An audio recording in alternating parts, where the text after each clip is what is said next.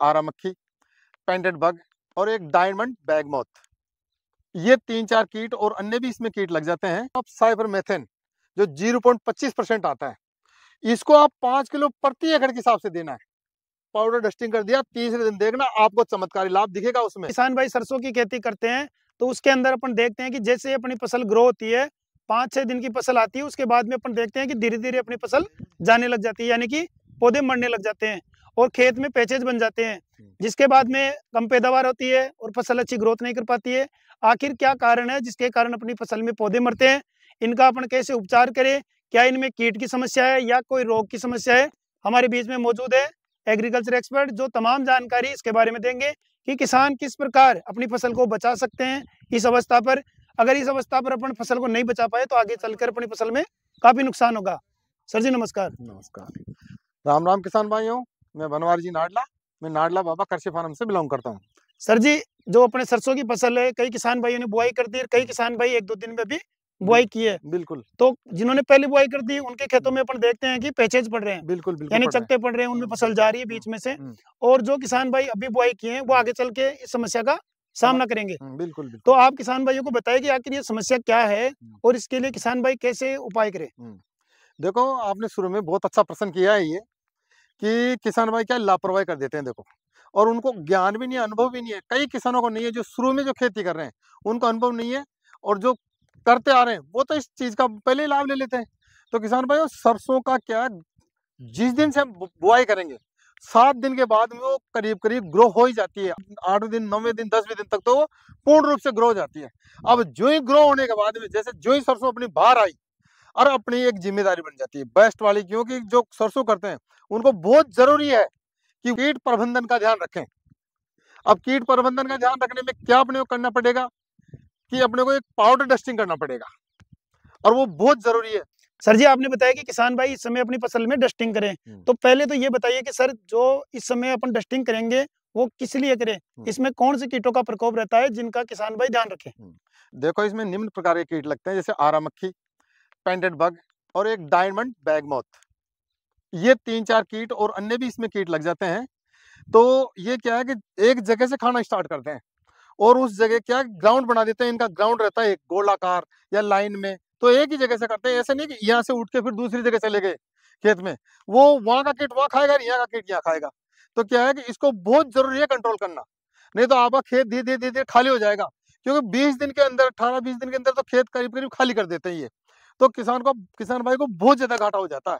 तो किसान भाई जो ही 10 दिन हुए और आपको कीट प्रबंधन जरूर करना है।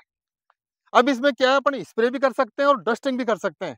तो स्प्रे तो हम नहीं बताएंगे किसान भाइयों, क्योंकि देखो महंगा भी पड़ता है। दूसरी बात क्या है कि इसमें कई सावधानियां बरतनी पड़ती है। जो स्प्रे करते हैं उसमें किसान भाई क्या करते हैं, जो खरपतवारनाशी जो टंकियां होती है, जो ट्रैक्टर कॉमर्शियल टंकियां होती है ट्रैक्टर वाली, उनसे क्या खरपतवार के लिए जो हर्बिसाइड है उसका स्प्रे करते हैं।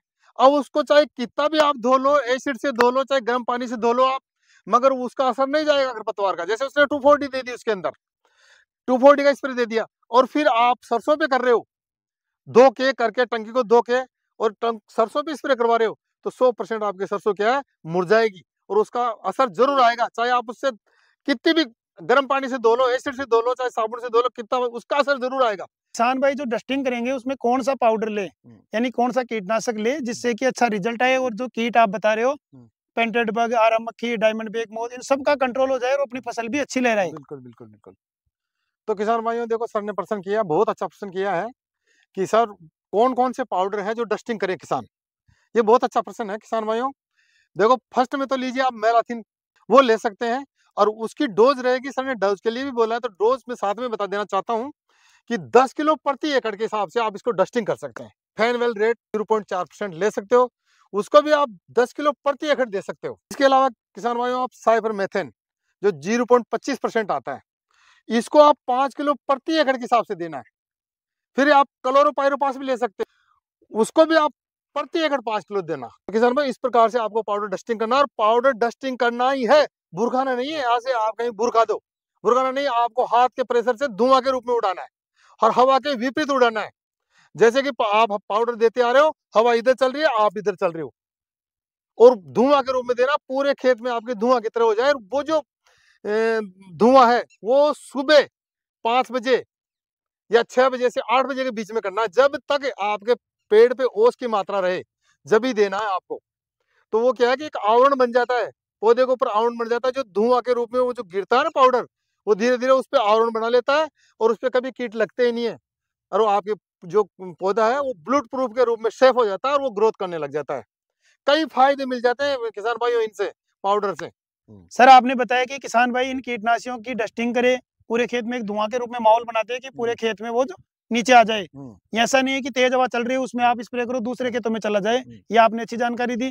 इसके अलावा भी सर कई किसान भाई ऐसे भी करते हैं कि जैसे बजरी या रेत उसमें मिला करके पाउडर को पूरे खेत में छिड़काव करते हैं। कई किसान भाई जो राख आती है अपने चूल्हे की उसको छान करके उसमें मिला करके उसकी डस्टिंग करते हैं। क्या जो अपन ये मिला के करते हैं उसका बेटर रिजल्ट है या नहीं है, वो भी आप किसान भाइयों तक कारण सहित बताइए सर। बिल्कुल, बिल्कुल, बिल्कुल।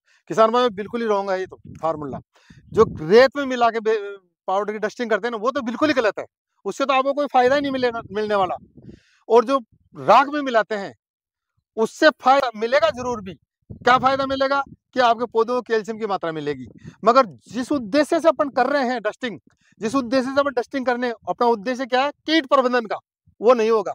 उसका कारण क्या है? सर ने भी पूछा, बताया कि कारण सहित बताओ सर। कारण ये है कि किसान भाइयों, आप जो चूल्हे की राख वो मिला तो दोगे, और वो आपके कैल्शियम की पूर्ति भी कर देगी, पाउडर भी कैल्शियम की पूर्ति करता है। मगर किसान भाई उससे एक हानि हो जाएगी आपको। जो आपको कीट प्रबंधन करना है ना, जो कीट मारना है अपने को, वो कीट मरेंगे नहीं। क्योंकि पहले जो पाउडर आता था, पहले किसान भाई क्या करते थे, राख में मिला के ही डस्टिंग किया करते थे, और वो सही था उनका फार्मूला, क्योंकि पॉइजन की मात्रा बहुत ज्यादा रहती थी पाउडर के अंदर। अब पॉइजन की मात्रा घटा दी गई है। तो किसान भाई इतनी उनमें क्या है कि पॉइजन है ही नहीं कि आप राख में मिलाने के बाद में भी, आप डस्टिंग करने के बाद में भी आप कीटाणु मरेंगे, नहीं मरेंगे। इसलिए किसान भाइयों, आपको डायरेक्ट ही केवल पाउडर को ही डस्टिंग करना है, तभी आपका कीट प्रबंधन होगा। तो किसान भाई ये ध्यान रखें, ना तो बजरी में मिला के, मिट्टी में मिला के आप बुरकाव करोगे, तो बुरकाव तो करना ही नहीं है। अपने को करना है डस्टिंग। बुरकाव करने से कोई फायदा नहीं है, क्योंकि अपने को डस्टिंग करेंगे ना तो पत्तों पे भी आके जमेगी, वो धुआं के रूप में जो कण आएंगे ना पाउडर, वो पत्तों पे जमेगा। और पत्तों पे क्या फायदा करेगा? जो धूप, तेज धूप पड़ती है, जो वाष्पीकरण होता है, जो प्यास आती है ना जल्दी, वो प्यास नहीं आएगी आपकी। आज पाउडर डस्टिंग कर दिया, तीसरे दिन देखना आपको चमत्कारी लाभ दिखेगा उसमें।